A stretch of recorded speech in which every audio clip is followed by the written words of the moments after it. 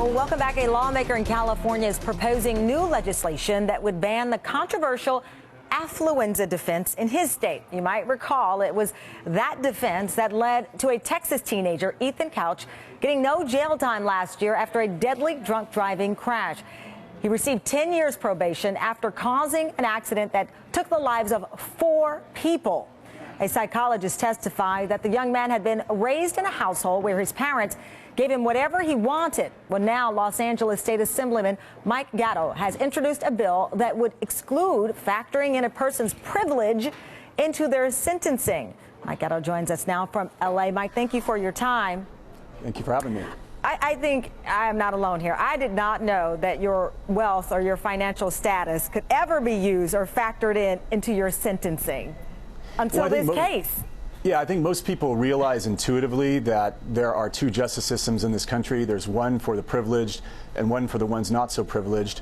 And there's only so much that we as lawmakers can do on certain advantages that the wealthy might have, you know, access to better lawyers and knowledge of the justice system.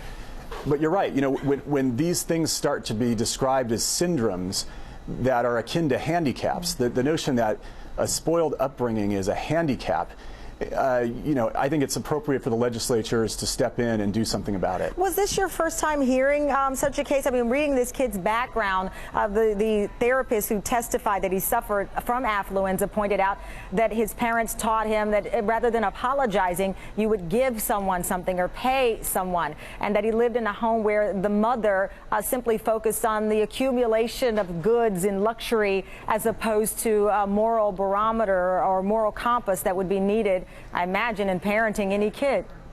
Unfortunately, it's not the example, not the first example. My staff was able to find cases dating back to the 1920s where wealthy defendants introduced this concept that they're not aware of the consequences of their actions, and were able to get a less sentence because of it. Yeah, do we see the counter? I mean, does someone's sentence get reduced then if this has been around and you've seen cases that far back? Have we seen cases where someone was able to get off from killing someone saying, hey, I was poor and my dad left me and my mom was terrible too?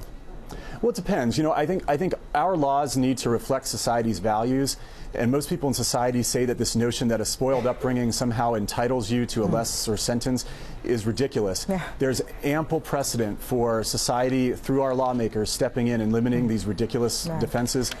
In the 1980s, in response to the proliferation of all the not guilty by reason of insanity, California by statute limited that defense.